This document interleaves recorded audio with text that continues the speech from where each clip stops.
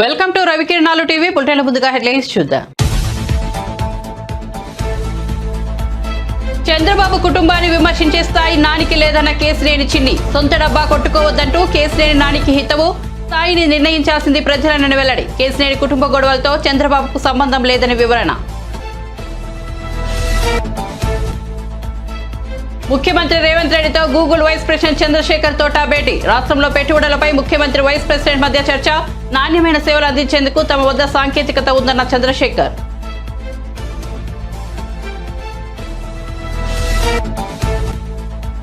తెలంగాణకు చెందిన షర్మిలకు ఏపీ అధ్యక్ష బాధ్యతలు అప్పగించవద్దన్న హర్షకుమార్. షర్మిలపై అంతగా నమ్మకం ఉంటే ఏఐసీసీలోకి తీసుకోవాలని వెల్లడి. తెలంగాణ బిడ్డగా రాజకీయాల్లోకి వచ్చానని షర్మిల చెప్పారని వెల్లడి.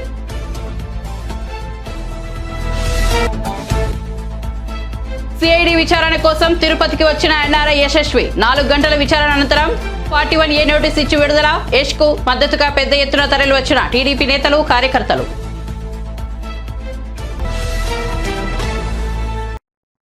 ఇక వార్త వివరాల్లోకి వెళ్తే, పూర్తి వడ్డీ భారాన్ని ప్రభుత్వమే భరిస్తూ ఒక్కొక్కరికి 10,000, అంతకు పైగా 3,95,000 చిరు వ్యాపారులకు 417.94 కోట్ల వడ్డీ లేని కొత్త రుణాలు. మొత్తం 16,73,576 మంది లబ్ధిదారుల్లో ఈ విడతలో చెల్లించాల్సిన 5.81 లక్షల మంది లబ్ధిదారులకు 13.64 కోట్ల వడ్డీ రీయింబర్స్మెంట్ కలిపి మొత్తం 431.58 కోట్లకు సీఎం క్యాంపు కార్యాలయం నుంచి బటన్ నొక్కి లబ్ధిదారుల బ్యాంకు ఖాతాల్లో జమ చేశారు ముఖ్యమంత్రి Jagan.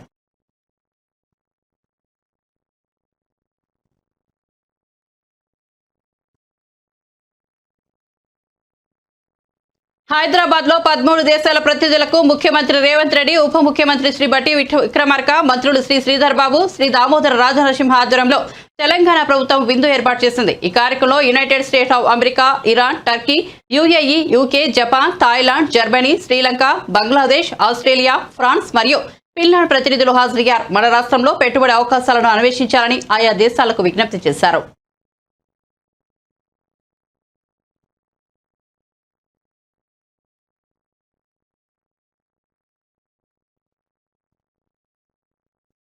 Google vice president Chandrasekhar Thota తన ప్రతినిధులతో కలిసి తెలంగాణ ముఖ్యమంత్రి రేవంత్ రెడ్డిని గురువారం మర్యాదపూర్వకంగా కలిశారు. రాష్ట్రంలో పెట్టుబడులపై వారి మధ్య చర్చ జరిగింది. ప్రభుత్వంతో కలిసి పనిచేయడానికి గూగుల్ వైస్ ప్రెసిడెంట్ సంసిద్ధతను వ్యక్తం చేశారు. ఆర్టిఫిషియల్ ఇంటెలిజెన్స్ ప్రతి రంగాన్ని ప్రభావితం చేస్తోందని, వ్యవసాయం, విద్య, ఆరోగ్యం వంటి అంశాలలో తెలంగాణ కోసం డిజిటైజేషన్ అజెండాను అభివృద్ధి చేయడంలో భాగస్వాములు కావడంతో పాటు తెలంగాణ పౌరుల అవసరాలను తీర్చడానికి నాణ్యమైన సేవలను అందించేందుకు విస్తృతమైన సాంకేతికత, నైపుణ్యం తమ వద్ద ఉన్నాయని ముఖ్యమంత్రికి చంద్రశేఖర్ వివరించారు. ఈ సందర్భంగా గూగుల్ మ్యాప్స్, గూగుల్ ఎర్త్ ప్లాట్ఫామ్ల ద్వారా సాధ్యమయ్యే రహదారి భద్రతపై కూడా ముఖ్యమంత్రి చర్చించారు. ఈ సమావేశంలో మంత్రులు శ్రీధర్ బాబు, కోమటిరెడ్డి వెంకటరెడ్డి కూడా పాల్గొన్నారు. కేసినేని కుటుంబ గొడవలతో చంద్రబాబుకు గానీ ఆయన కుటుంబానికి గానీ ఎలాంటి సంబంధం లేదని కేసినేని చిన్ని స్పష్టం చేశారు. కుటుంబంలో గొడవలు వ్యక్తిగతమని, పార్టీకి సంబంధం లేదని చెప్పారు. పార్టీ పెట్టక ముందు నుంచి తమ కుటుంబంలో గొడవలు ఉన్నాయని వివరించారు. కేసినేని కుటుంబ సభ్యుడిగా ఎప్పటికప్పుడు తానే సర్దుకుంటూ వచ్చానని తెలిపారు. తమ కుటుంబానికి సంబంధించిన గొడవలను మీడియా ముందు వెల్లడిస్తూ కేసినేని నాని ఎన్నోసార్లు తనపై విమర్శలు చేశారని గుర్తు చేశారు. అయినప్పటికీ తాను ఏనాడో మీడియా ముందుకు వచ్చి ఆయనపై విమర్శలు చేయలేదని తెలిపారు. కేసినేని నాని ఆరోపణల నేపథ్యంలో చంద్రబాబు కుటుంబానికి చిన్ని క్షమాపణలు చెప్పారు. పార్టీ విషయాలు కలపకూడదని ఏ రోజు మీ ముందు మాట్లాడలేదు. నిజంగా మా కుటుంబంలో సమస్యలు ఎప్పటి నుంచో ఉన్నాయి. అసలు చిచ్చు పెట్టింది ఎవరా అనేది మీ అందరికీ తెలుసు. నా భార్య మీద ఒక స్టిక్కర్ గురించి ఒక దొంగ కేసు పెట్టింది మీరు. అంతేకాకుండా నా కుమారుడిని కూడా గ్రీన్ కార్డు రానివ్వనని చెడగొడతానని పలు బంధుమిత్రుల దగ్గర వ్యాఖ్యానించింది మీరు. అంతేకాకుండా కుటుంబంలో అందరినీ రకరకాలుగా వ్యాఖ్యానించారు. కానీ ఏ రోజు కుటుంబంలో ఉన్న బాధ్యతలను ప్రజల ముందుకు తీసుకురాకూడదనే బాధ్యతతో నేను ఇంతవరకు వచ్చాను. ఇవాళ చంద్రబాబు నాయుడు గారు మేము మా కుటుంబ సభ్యులందరూ తరపున మేము సారీ చెప్తున్నాం. ఎందుకంటే నిజంగా మా ఇబ్బందులని తీసుకొచ్చి మీరు పెట్టారని ఆయన వ్యాఖ్యానించడం చాలా దురదృష్టకరం. అంతేకాకుండా ఆయన ఒక విషయం చెప్పారు, నారా లోకేష్ గారి స్థాయి ఏంటని. ఒక్కడి గుర్తుంచుకో నాని గారు, ఆయన ఒక మాజీ ముఖ్యమంత్రి మనవడు, ఒక ముఖ్యమంత్రి తనయుడు. అంతేకాకుండా ఆయన యువగళం పాదయాత్ర మొదలైతే లక్షలాది మంది తెలుగుదేశం అభిమానులు, కార్యకర్తలు, ప్రజలు ఆయన వెన్నంటి నడిచి ఆయన యొక్క నాయకత్వ పటిమేంటో తెలిపారు. మన కుటుంబం స్థాయి ఆ కుటుంబాలను విమర్శించే స్థాయి కాదు, మనం ఆయన్ని విమర్శించే స్థాయిలో మనం లేవు. మన స్థాయి నిర్ణయించాల్సింది ప్రజలు, పార్టీ కార్యకర్తలు. అంతేగాని మనం ఎప్పటికప్పుడు డబ్బా కొట్టుకోకూడదు. మీరే చెప్పారు చాలాసార్లు, జగన్ ఒక అవినీతి పరుడు, అమరావతిని 3 రాజధానులని అమరావతిని చెడగొడుతున్నారు, ఇట్లా రకరకాల వ్యాఖ్యలు చేసిన మీరే ఇవాళ వచ్చి అమరావతిని ఇక్కడ వేస్ట్, 3 రాజధానులే ముద్దని నువ్వు జగన్ని కాగులించుకుంటే ఇంతకన్నా దౌర్భాగ్యం ఇంతకన్నా లేదని నువ్వు అందరికీ సవినయంగా చెబుతూ, ఇటువంటి మా కుటుంబంలో జరిగిన విషయాలన్నీ అవి మా వ్యక్తిగతం, పార్టీకి ఎటువంటి సంబంధం లేదు. పార్టీ రాకముందు నుంచి ఈ విషయాలు జరుగుతూనే ఉన్నాయి. నేను ఏదో సేవా కార్యక్రమాలు చేద్దాం, కరోనా తర్వాత రాష్ట్రం ఇబ్బందుల్లో ఉంది, ప్రజలు ఇబ్బందుల్లో ఉన్నారు, చంద్రబాబు నాయుడు గారు ముఖ్యమంత్రిగా కూడా లేరు, విపత్కర సమయాల్లో ఎంతో కొంత నేను సంపాదించిన దాంట్లో ఎంతో కొంత ప్రజల సేవా కార్యక్రమంలో నిమగ్నమై వచ్చానని చెప్తున్నా. ఏ రోజు నేను ఎంపీ కింద ఉంచుంటానని అనలేదు, ఏ రోజు మీతో గొడవ ఉందని అనలేదు. మీరు పలుమార్లు మీడియాల్లో నన్ను చులకనగా మాట్లాడినా కూడా కుటుంబ బాధ్యత కింద నేను ఎక్కడా కూడా విస్మరించకుండా నేను అనేది ఇంతవరకు చెప్పలేదు. కానీ మా ప్రజలు కానీ మా కార్యకర్తలు కానీ ఇవాళ మా తెలుగుదేశం కుటుంబం కానీ మీరు చంద్రబాబు నాయుడు గారిని, లేకపోతే తెలుగుదేశం పార్టీని, లేకపోతే తెలుగుదేశం కార్యకర్తలు, తెలుగుదేశం సంస్థాగతంగా నిర్మించుకున్న పార్టీని మీరు విమర్శిస్తుంటే ఎవరో ఊరుకోరు. మీకు హెచ్చరిస్తున్నాను, తప్పక దీనికి శాస్తి అనుభవిస్తారు. ఇప్పటికైనా ఇటువంటి వ్యాఖ్యలు చేయరాదని మీ అందరి ముందు వినవించుకుంటున్నారు. మా కుటుంబ గొడవలకి చంద్రబాబు నాయుడు గారికి ఎటువంటి సంబంధం లేదు. మాకు 1999 నుంచి మా కుటుంబంలో సమస్యలు ఉంటానే ఉన్నాయి, నిరంతరం ఉంటానే ఉన్నాయి. అవన్నీ ఎప్పటికప్పుడు సర్దుకుంటా మళ్ళీ నేను సర్దుకుంటా వస్తున్నాను. సర్దుకుంటా వచ్చినా కూడా ఆయన ఇంకా మారకుండా అట్లాగే ఉన్నారు. 2014 ఎలక్షన్లో కూడా దగ్గరుండి చేసి మళ్ళీ వెళ్ళిపోయాను. విజయవాడ నగర ప్రజలకే కాదు మీకు కూడా తెలుసు, నేను ఎప్పుడూ కూడా ఇక్కడెక్కడా కనపడలేదు. నేను సేవా కార్యక్రమాల్లోకి వచ్చినాక ఏ రోజు చంద్రబాబు నాయుడు గారు నన్ను కలవలేదు. ఏదో 2-3 సార్లు కలిసినా కూడా నా సేవా కార్యక్రమాల గురించి వివరించడమే జరిగింది. అంతేకాకుండా తను వెళ్ళిపోదామని గత 4 సంవత్సరాల నుంచి మొత్తం మీకే తెలుసు, అందరికీ తెలుసు, వైసీపీ నాయకులు అందరితోనూ కోవర్ట్గా చేస్తున్నారని ప్రజలందరూ అనుకుంటున్నారు. మీరు చెప్పిన విషయాలు కూడా నేను విన్నాను. కాబట్టి ఆ ప్లాన్లో భాగంగానే ఎలక్షన్లు వచ్చినాయి, ఇంకా పార్లమెంటు టైం కూడా అయిపోయింది. కాబట్టి ఆయన అనుకున్న ప్లాను జరుగుతుందేమోనని ప్రజలందరి అభిప్రాయం. మహామహులు వెళ్ళిపోయిన రోజే టీడీపీ ఖాళీ అవ్వలేదు. తెలుగుదేశం పసుపు కుటుంబం చాలా ఎన్ని కష్టాలు ఎదురైనా, ఎన్ని ఎదుర్కొన్నా మీరు చూశారు. 2019 నుంచి ఎన్నో కేసులు జరిగినాయి, ఎన్నో దాడులు జరిగినాయి. అయినా కూడా కార్యకర్తలు పార్టీని ముందుండి నడిచి పార్టీని నిలబెట్టారు. ఇటువంటి వాళ్ళు వచ్చినా పోయినా ఎవరైనా, అంటే నేనంటే ఆయన అని కాదు, ఎటువంటి వ్యాఖ్యానాలు చేసే వ్యక్తులు ఎవరికైనా తగిన శాస్తి జరుగుద్ది. ఏపీ ముఖ్యమంత్రి వైఎస్ జగన్ కు అధికార పార్టీకి వ్యతిరేకంగా సోషల్ మీడియాలో పోస్టులు పెట్టిన కేసులో తెలుగుదేశం ఎన్ఆర్ఐ కార్యకర్త బొద్దులూరి యశస్వి తిరుపతిలో సిఐడి విచారణకు హాజరయ్యారు. తన తల్లి అనారోగ్యం పాలవడంతో చూసేందుకు అమెరికా నుంచి వచ్చిన యష్ను గత నెల 23న శంషాబాద్ విమానాశ్రయంలో పోలీసులు అరెస్ట్ చేశారు. అక్కడి నుంచి గుంటూరు తీసుకెళ్లిన సిఐడి పోలీసులు 4 గంటల పాటు విచారించి 41A నోటీసు ఇచ్చి విడిచిపెట్టారు. ఇందులో భాగంగా సిఐడి విచారణ కోసం ఆయన తిరుపతి వచ్చారు. ఆయనకు మద్దతుగా పలువురు టీడీపీ నేతలు, కార్యకర్తలు కూడా తిరుపతి చేరుకున్నారు. మొన్న 23వ తారీఖు నేను ఇండియా వచ్చాను మా తల్లిగారిని చూడటానికి, అనారోగ్యంగా ఉన్న తల్లిగారిని చూడటానికి. సిఐడి పోలీసులు నన్ను ఎయిర్పోర్ట్లో అదుపులోకి తీసుకొని 41A నోటీసులు ఇవ్వడం జరిగింది గుంటూరు తీసుకొచ్చి. ఆ 41A నోటీసుల్లో 2 ఎఫ్ఐఆర్లలో నేను ఇవాళ ఇన్వెస్టిగేషన్కి హాజరవడం జరిగింది. మేము ప్రజాస్వామ్యబద్ధంగా ప్రభుత్వాన్ని చేస్తున్న తప్పులను ప్రశ్నిస్తుంటే అధికారం అడ్డుపెట్టుకొని పోలీసుల ద్వారా మమ్మల్ని వేధించే ప్రయత్నం చేస్తూనే ఉన్నారు ముఖ్యమంత్రి గారు. జగన్మోహన్ రెడ్డి గారు ఒక విషయం గుర్తుపెట్టుకోవాలి, ఆయన ఆంధ్రప్రదేశ్ రాష్ట్రానికి ముఖ్యమంత్రి అంటే 5 కోట్ల ప్రజలకు కూడా ముఖ్యమంత్రి ఆయన. కానీ ఆయన పార్టీకే ముఖ్యమంత్రి, ఆయన పార్టీ కార్యకర్తలకే ముఖ్యమంత్రిగా వ్యవహరిస్తూ ఈరోజు ప్రతిపక్ష పార్టీ కార్యకర్తలు గాని, నాయకులు గాని ఎవరెవరైతే ప్రశ్నిస్తున్నారో వాళ్ళందరినీ అణిచివేసే ప్రయత్నం చేస్తూనే ఉన్నారు నిరంతరంగా. ఈరోజు జగన్మోహన్ రెడ్డి గారు చేస్తున్న అరాచకాలని, జగన్మోహన్ రెడ్డి గారు తీసుకుంటున్న నిర్ణయాలని మేము ప్రశ్నించామని చెప్పి ప్రసార మాధ్యమాలలో మా మీద దొంగ కేసులు కట్టి ఈరోజు పోలీసుల ద్వారా ఈ రకంగా వేధించే ప్రయత్నం చేస్తూనే ఉన్నారు. మేము ఏ రోజు కూడా ఎక్కడా కూడా అసభ్యకరంగా మాట్లాడిన దాఖలాలు లేదు, లేదా మేము ఏ రోజు కూడా ఏ రకంగా కూడా అంటే ప్రజాస్వామ్యబద్ధంగా ప్రశ్నించాము తప్పితే జగన్మోహన్ రెడ్డి గారి పార్టీలో ఉన్న కార్యకర్తల ద్వారా మేము ఏ రోజు అసభ్యకరంగా మాట్లాడలేదు. జగన్మోహన్ రెడ్డి గారి ప్రభుత్వం ఇంకొక 2 నెలలు మాత్రమే ఉంటుంది. అందరికీ జగన్మోహన్ రెడ్డి గారి వల్ల ఆంధ్రప్రదేశ్ రాష్ట్రానికి ఒరిగిందేమీ లేదు. ఆయన ముఖ్యమంత్రి అయిన తర్వాత ఆంధ్రప్రదేశ్ రాష్ట్రానికి 10.5 లక్షల కోట్ల రూపాయల అప్పులు తీసుకొచ్చి రాష్ట్రాన్ని అధోగతి పాలు చేసి, రాష్ట్రాన్ని సర్వనాశనం చేసి ఈరోజు రాష్ట్రంలో యువతకి భవిష్యత్తు లేకుండా, రాష్ట్రంలో ఒక రూపాయి పెట్టుబడి తీసుకోకుండా, రూపాయి సంపద సృష్టించకుండా, రూపాయి అభివృద్ధి చేయకుండా, కనీసం ఒక ప్రాజెక్టు పూర్తి చేయకుండా, రోడ్డు మీద తట్టి మట్టేయకుండా రాష్ట్రాన్ని ఏ రకంగా సర్వనాశనం చేశారో రాష్ట్ర ప్రజలందరూ గ్రహించారు. రాబోయే ఎన్నికల్లో జగన్మోహన్ రెడ్డి గారిని చిత్తుగా ఓడించడానికి ఆంధ్రప్రదేశ్ రాష్ట్ర ప్రజలందరూ కంకణం కట్టుకొని కూర్చున్నారు. అంటే వాయిదా ఏం అడగలేదు, చెప్పలేదండి. వాళ్ళు రెండు కేసెస్లో మాట్లాడటం జరిగింది. వాళ్ళు ఏదో వీడియోలు చూపించారు, వాళ్ళు నా వీడియోస్ కూడా కాదు, నేను మాట్లాడిన మాటలు కూడా కావు. అంతా మార్ఫింగ్ వీడియోస్ చేసి ఏదో రకంగా మమ్మల్ని వేధించే ప్రయత్నం చేస్తున్నారు తప్పితే మేము ఏ రోజు కూడా అట్లాంటి వీడియోస్ చేసిన దాఖలు లేవు. కానీ ఏదంటే మేము మాట్లాడింది ఒకటైతే చూపించేది ఒకటి, ఆ రకంగా ఉన్నాయి. సో మేము చెప్పాము మాకు సంబంధం లేదని చెప్పాము.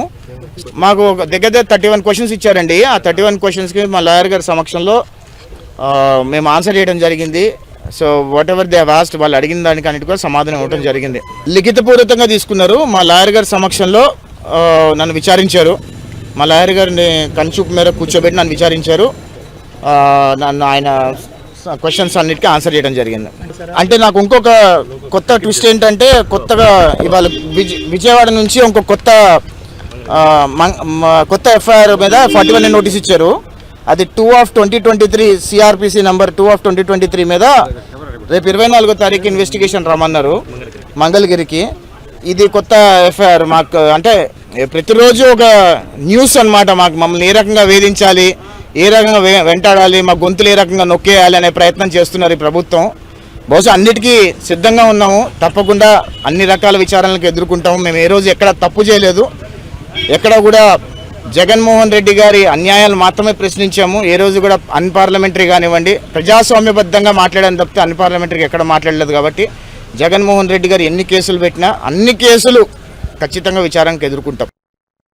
జగన్ షర్మిల ఒకటేనని, అందుకే షర్మిలకు ఏపీ కాంగ్రెస్ పార్టీ బాధ్యతలను అప్పగించవద్దని మాజీ ఎంపీ హర్షకుమార్ అన్నారు. గురువారం రాజమహేంద్రవరంలో ఆయన మీడియాతో మాట్లాడుతూ తాను కాంగ్రెస్ పార్టీకి ఒకే విషయం చెబుతున్నానని, షర్మిలపై ఆ పార్టీకి అంతగా నమ్మకం ఉంటే ఏఐసీసీలోకి తీసుకువచ్చారని, ఏఐసీసీ ప్రధాన కార్యదర్శిగాను తీసుకోవచ్చునని, కర్ణాటక నుంచి పార్లమెంట్ సీటు లేదా రాజ్యసభకు పంపించవచ్చునని, దేశానికే స్టార్ కంపెనీగా ఉపయోగించుకోనని, కానీ ఏపీ బాధ్యతలు మాత్రం అప్పగించవద్దని విజ్ఞప్తి చేశారు. తెలంగాణ బిడ్డగా తాను రాజకీయాల్లోకి వచ్చానని షర్మిల గతంలో చెప్పారని, అలాంటి నాయకురాలు ఆంధ్రాలో బాధ్యతలు చేపడితే వచ్చే పరిణామాలను గ్రహించాలని సూచించారు. అందుకే తెలంగాణకు చెందిన షర్మిలకు ఏపీలో బాధ్యతలు అప్పగించవద్దన్నారు. రానున్న లోక్సభ ఎన్నికల్లో తాను అమలాపురం నుంచి పోటీ చేస్తానని ప్రకటించారు. తర్వాత బాగా నిరాదరణకి గురి అయిన వర్గం ఏదన్నా ఉందంటే ఆ వర్గం ఖచ్చితంగా దళితులు. ఈ ప్రభుత్వం మీద ఎన్నో ఆశలు పెట్టుకుంది దళిత జాతి. వాళ్ళ ఆశల మీద నీళ్లు కుమ్మరించారు జగన్ పార్టీ. ఈ 5 సంవత్సరాల్లో ఒక లోన్ కూడా ఈ ప్రభుత్వం ఇవ్వలేదు. ఎవరికీ ఫీజు రియంబర్స్మెంట్ లేదు. అన్ని వర్గాలకి కూడా తీసి పారేసిన పరిస్థితి. ఒక గవర్నమెంట్ మెడికల్ కాలేజీలో ఎస్టీలకి రిజర్వేషన్ తగ్గించేశారు, తీశారంటే ఏమనుకోవాలి? నీ సొంత మనుషులకి కంపెనీలు పెట్టిన ప్రతి వాడికి కూడా లక్షలాది ఎకరాల భూములు దారాదత్తం చేస్తున్నావు. ఎవరొక సబ్బని నువ్వు దారాదత్తం చేస్తున్నావు. ఇటువంటి పరిస్థితుల్లో ఈ అన్యాయాలు, ఇంకా దళితుల మీద జరిగిన దాడుల గురించి మనం చూసినట్లయితే ఒక్క కేసులో మనకు న్యాయం జరిగిందంటే ఒక్క కేసులో కూడా న్యాయం జరగలేదు. ఈ జిల్లాలో ఎన్ని దారుణాలు జరిగినాయి, ఎన్ని హత్యలు జరిగినాయి, ఒక్కదానికన్నా సమాధానం, ఒక్కదానికన్నా శిక్ష పడింది. నువ్వు గద్దెను ఎక్కిన తర్వాత ఒక్క కేసులో కూడా తీర్పు రాలేదు. మరి దళితుల పట్ల నీకున్న ప్రేమ ఏంటి, ఔత్సల్యం ఏంటి, ఇవన్నీ కూడా దళితులు గ్రహిస్తూ ఉన్నారు. రేపొద్దున్న నిన్ను గద్దెనెక్కించడానికి ఎలాగైతే కృషి చేశారో ఈ రోజున నిన్ను గద్దె దించడానికి కూడా అదే విధంగా కృషి చేస్తామని చెప్పి ఈ సభ ద్వారా నిన్ను హెచ్చరించుకుపోతున్నాం జగన్మోహన్ రెడ్డి. ఒక రాష్ట్రంలో చెల్లని నాణ్యం ఇంకో రాష్ట్రంలో ఎలా చెల్లుతుంది? ఈ రాష్ట్రంలో నాయకులు లేరా? ఈ రాష్ట్రంలో కాంగ్రెస్ పార్టీని బతికించే నాయకులే లేరా? ఇది ఆంధ్రుల ఆత్మగౌరవానికి సంబంధించింది కాదా?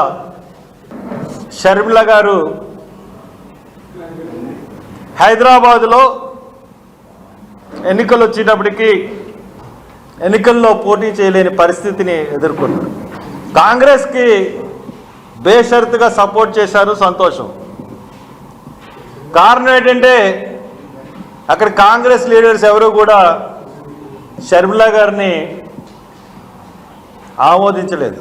ఒకవేళ ఆమోదించినట్లయితే బేషరతుగా ఆవిడకి ఒక్క స్టేజ్ మీదన్నా సరే హైదరాబాద్లో, తెలంగాణలో ఒక స్టేజ్ మీదన్నా మాట్లాడడానికి ఛాన్స్ ఇచ్చేవారు.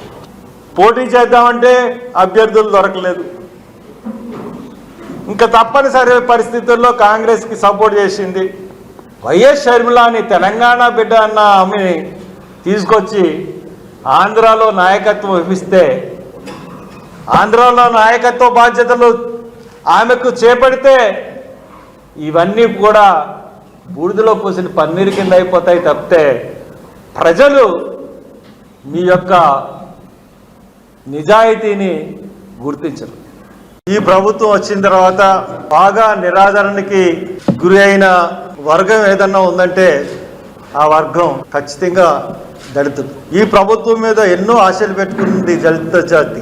ఆ ఆశల మీద నీళ్లు కుమ్మరించారు జగన్ పార్టీ. ఈ 5 సంవత్సరాల్లో ఒక లోను కూడా ఈ ప్రభుత్వం ఇవ్వలేదు. ఏపీ ఆర్థిక పరిస్థితిపై ప్రతిపక్షాలు అసత్యాలు ప్రచారం చేస్తున్నాయని ఆర్థిక మంత్రి బుగ్గన రాజేంద్రనాథ్ ఆగ్రహం వ్యక్తం చేశారు. ఏ ఆధారంగా ఏపీ ఆర్థిక పరిస్థితిపై ప్రతిపక్షాలు మాట్లాడుతున్నాయని ప్రశ్నించారు. అప్పులపై ఎల్లో మీడియా రాసేవని తప్పేనని స్పష్టం చేశారు. కాగా మంత్రి గురువారం సచివాలయంలో మీడియాతో మాట్లాడుతూ 5 ఏళ్ల టీడీపీ ప్రభుత్వ పాలనలో అప్పు 22% పెరిగింది. టీడీపీ హయాంలో 2,71,797 కోట్లు అప్పులు చేశారని పేర్కొన్నారు. RBI study of states budgets అనేసి 15 సంవత్సరాల డేటా అంతా కలిసి ఒక్కొక్కసారి స్టేట్ ఫైనాన్సెస్ అని చెప్పి ఒక డాక్యుమెంట్ రిలీజ్ చేస్తుంది ఆర్బీఐ ఎవరి నుంచి రిలీజ్ చేస్తుంది? ఇది ఆర్బీఐ రిలీజ్ చేసేది కంట్రోలర్ అండ్ ఆడిటర్ జనరల్ నుంచి వివిధ కేంద్ర ప్రభుత్వానికి, కేంద్ర సంస్థలకు సంబంధించిన డేటా తీసుకొని ఈ బుక్ రిలీజ్ చేస్తుంది అనమాట. ఆ బుక్లో 15 సంవత్సరాల డేటా ఉంటుంది. ఆ డేటాలో మార్చి 2023 సంవత్సరానికి 4,28,715 కోట్లు, 4,28,715 కోట్లనుంది. ఇది ఎప్పటికీ కంప్లీట్గా ఆంధ్రప్రదేశ్ అప్పు, ఈ ప్రభుత్వానికి కాదు, కంప్లీట్గా ఆంధ్రప్రదేశ్ అప్పు. దానికి గాను 31 మార్చి 2019కి 2,64,451 కోటి. అంటే ఈ ప్రభుత్వం ఏర్పాటయ్యే సమయానికి 2 నెలల ముందు 2,64,451 కోటి. అయితే తెలుగుదేశం ప్రభుత్వం మే వరకు ఉంది కాబట్టి ఏప్రిల్ మేలో వాళ్ళు చేసిన అప్పు 7,346 కోట్లు. అప్పుడు 2,64,451 కోటికి 7,346 కోట్లు కలిపితే 2,71,797 కోట్లు వైఎస్ఆర్ కాంగ్రెస్ పార్టీ ప్రభుత్వం ఏర్పాటయ్యేటప్పటికి ఆల్రెడీ ఉంది. అప్పుడు యాక్చువల్గా అప్పు ఎంతండి? 4,28,715 కోట్లలో 2,71,000 కోట్లు తీయాల్సిన అవసరం ఉందా లేదా? ఎట్లా రాస్తారండి ఇవన్నీ ఇంత అన్యాయంగా? ఎంత అన్యాయంగా! టీడీపీ టయానికి 2,71,797 కోట్లు ఏప్రిల్ మే కలుపుకొని. అదేవిధంగా ఒకవేళ మనము అప్పు పాత 2014-19 ఏ ప్రకారంగా పెరిగింది, 2019 నుంచి 4 సంవత్సరాలు ఏ ప్రకారంగా పెరిగిందని చూసినట్లయితే రాష్ట్ర విభజన జరిగినప్పటికీ 1,53,346 కోట్లు ఉన్నింది. అది 4,12,288 కోట్లు అయింది టీడీపీ ప్రభుత్వం దిగిపోయేటప్పటికి. అది ఈరోజు 6,38,217 కోట్లు ఉంది 4 సంవత్సరాలు వైసీపీ ప్రభుత్వంలో. అంటే అర్థమేమి? 5 సంవత్సరాల టీడీపీ ప్రభుత్వంలో వార్షిక వృద్ధి రేటు సంవత్సరం మీద సంవత్సరం అప్పు 21.8 అంటే ఇంచుమించు 22% పెరిగింది. ఈ ప్రభుత్వం వచ్చిన తర్వాత కేవలం 12% పెరిగింది. పాత ప్రభుత్వం 22% సంవత్సరం మీద సంవత్సరం పెరిగితే ఈ ప్రభుత్వం 12% మాత్రమే పెరిగింది. ఏది? కోవిడ్ పెట్టుకొని. ఎంత అన్యాయంగా చూడండి చెప్తుండేది అసలు. మరి ఇంకేమంటారంటే మీరు చెప్పకుండా ఇది చేస్తున్నారు కార్పొరేషన్ల ప్రజలు మార్పు కోరుకున్నారని ఈ మేరకు మార్పు తీసుకొచ్చి చూపిస్తామని రాష్ట్ర ఐటీ పరిశ్రమలు శాసనసభ వ్యవహారాల శాఖ మంత్రి దుద్దిల శ్రీధర్బాబు స్పష్టం చేశారు. త్వరలో కొత్త పారిశ్రామిక పాలసీని తీసుకొస్తామని వెల్లడించారు. అందరి సలహాలు సూచనలు స్వీకరిస్తామని ప్రకటించారు. ఇక్కడ ఎస్టీసీసీఐ, ఫిక్కీ, సిఏఏ, ఎస్టీఎస్సీ, డొక్కి సంస్థల ప్రతినిధులు ఇతర ప్రముఖ వ్యక్తులతో శ్రీధర్బాబు ముఖాముఖిగా మాట్లాడారు. ఈ సందర్భంగా ఆయన మాట్లాడుతూ ప్రజలు మార్పు కోరారని, మార్పు తీసుకొచ్చి చూపిస్తామని, పరిశ్రమ రంగంలోనూ మార్పు వస్తుందని తెలిపారు. స్వతంత్రం వచ్చిన తర్వాత కాంగ్రెస్ ప్రభుత్వాలు అనేక విధానపరమైన మార్పులు తీసుకొచ్చాయని, కాంగ్రెస్ హయాంలో అనేక పరిశ్రమలు ఏర్పడమే కాకుండా ప్రభుత్వ రంగ సంస్థలను కూడా ఏర్పాటు చేసి ఉద్యోగ, ఉపాధి అవకాశాలు పెంచిందని వివరించారు.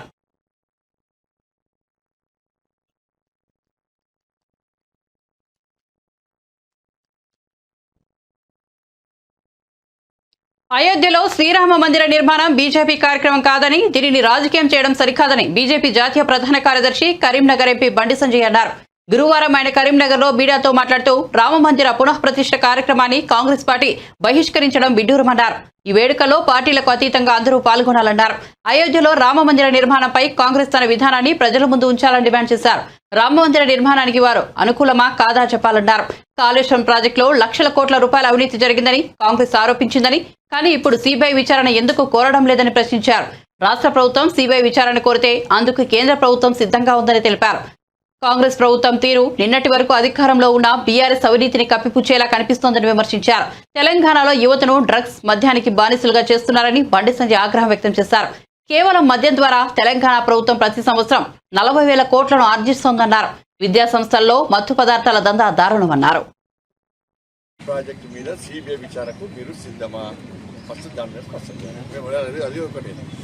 కేసీఆర్ బీనా మీద సిబిఐ విచారణ మేము కడతాం. ఇప్పుడు గతంలో కాంగ్రెస్ పార్టీ ఏం చేసింది? సిబిఐ విచారణ జరపాలని చెప్పి లేఖలు రాసింది.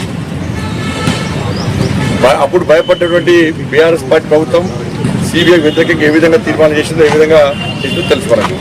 కానీ కాంగ్రెస్ పార్టీ ప్రభుత్వం ఇలా రాష్ట్రంలో ఉంది కాబట్టి సిబిఐ విచారణ కోరడం తక్కువ వరకు ఇవ్వాలనినా చీఫ్ జస్టిస్ లేఖ రాశారు. మేడిగడ్డ బ్యారేజ్ మీద మాత్రమే విచారణ జరపాలని చెప్పి. మరి పూర్తి కాళేశ్వరం ప్రాజెక్టు మీద విచారణకు కాంగ్రెస్ పార్టీ ఎందుకు చీఫ్ జస్టిస్ లేఖ రాలేకపోయింది? ఇంకా మేడిగడ్డ బ్యారేజ్ మీద ఎదురు రాస్తున్నది వల్ల మరి ద్వంద్వ విధానాలు ప్రజలు సహించరు. మరి బీఆర్ఎస్ పార్టీ అవినీతి మీద కాంగ్రెస్ పార్టీ కొట్లాడితే మేము కూడా పక్కా కలిసి వస్తాం. బీఆర్ఎస్ పార్టీ అవినీతిని సహించలేకనే, ఆ కుటుంబ పాలన అరాచకాన్ని సహించలేకనే మీకు అధికారం ఇచ్చారు. మీరు కూడా అదే అహంకారంతో, అదే ధోరణితో మీరు ముందు పోతే ప్రజలు చీత్కరించుకుంటారు. ఇలా అవినీతి విషయం, బీఆర్ఎస్ పార్టీ అవినీతి విషయంలో, విచారణ విషయంలో మీకు సహకరించడానికి భారతీయ జనతా పార్టీ సిద్ధంగా ఉంది. కేంద్ర ప్రభుత్వం అవినీతికి వ్యతిరేకంగా విచారణ జరపడానికి మేము సిద్ధంగా ఉన్నాం. కానీ మేము కలిసి బీఆర్ఎస్ పార్టీ అవినీతి విచారణ జరపాలి. రాష్ట్రంలో మీరున్నారు, కేంద్రంలో మేమున్నాం. మనకు కలిసి బీఆర్ఎస్ పార్టీ అవినీతిని సమాజానికి చూపెట్టే ప్రయత్నం చేయాలి. దీన్ని దృష్టి ఉంచుకోవడం వాళ్ళు తప్ప మీరు మా మీద విమర్శలు, మేము మీ మీద విమర్శలు చేస్తే బీఆర్ఎస్ పార్టీ తప్పించుకుంటారు. కదా ప్రజల లోపల అయోమయం సృష్టించే ప్రయత్నం బీఆర్ఎస్ పార్టీ చేస్తున్నారు విమర్శలతో. దాన్ని కాంగ్రెస్ పార్టీ నాయకులు గుర్తించలేకపోతున్నారు. కాళేశ్వరం ప్రాజెక్టు మీద సిబిఐ విచారణకు మీరు సిద్ధమా? ఫస్ట్ దాని మీద స్పష్టం చేయాలి. అది ఒకటి. కేసీఆర్ బీనా మీద సిబిఐ విచారణ మేము కడతాం. ఇప్పుడు గతంలో కాంగ్రెస్ పార్టీ ఏం చేసింది? సిబిఐ విచారణ జరపాలని చెప్పి లేఖలు రాసింది. అప్పుడు భయపడ్డటువంటి ఆర్టీసీ బలోపేతంపై ప్రభుత్వం మరింత దృష్టి సారించింది. ఇప్పటికే 80 బస్సులను ప్రారంభించుకుని ప్రజలకు అందుబాటులో వచ్చి ఆర్టీసీ ముందుకు వెళ్తోంది. ఈ సంవత్సరం జూలై నెలలోపు మరో 1000 బస్సులు రోడ్డెక్కనున్నాయని రవాణా మరియు బీసీ సంక్షేమ శాఖ మంత్రి పొన్నం ప్రభాకర్ రావు తెలిపారు.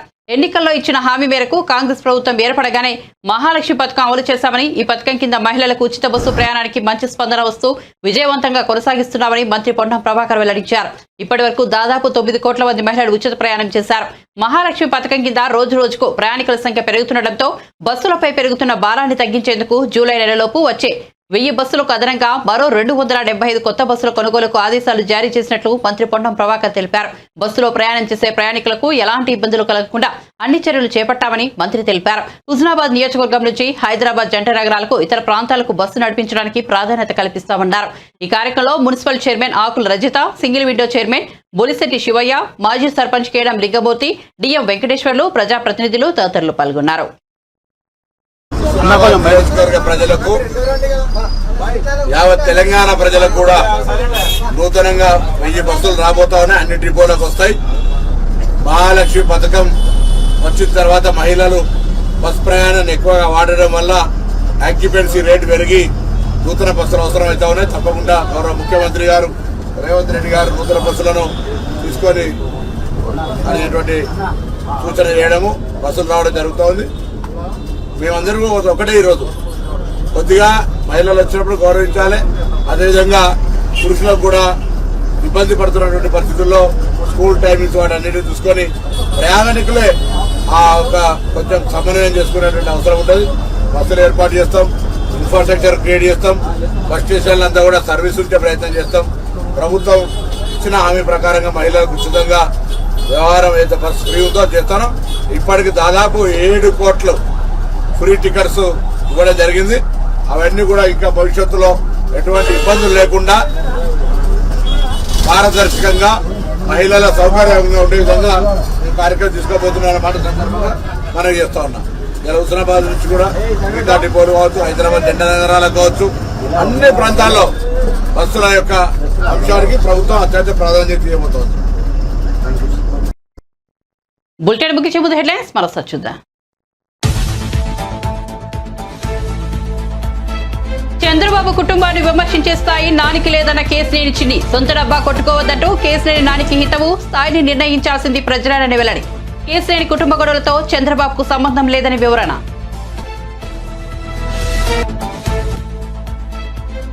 ముఖ్యమంత్రి రేవంత్ రెడ్డితో Google vice president Chandrasekhar Thota భేటీ. రాష్ట్రంలో పెట్టుబడులపై ముఖ్యమంత్రి, వైస్ ప్రెసిడెంట్ మధ్య చర్చ. నాణ్యమైన సేవలు అందించేందుకు తమ వద్ద సాంకేతికత ఉందన్న చంద్రశేఖర్.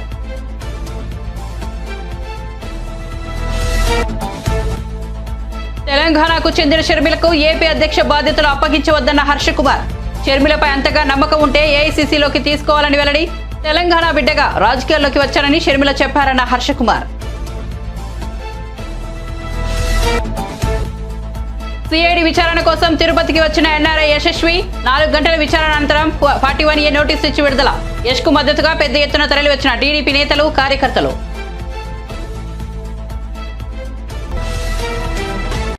మరిన్ని అప్డేట్స్ కోసం చూస్తూనే ఉండండి రవికిరణాల టీవీ.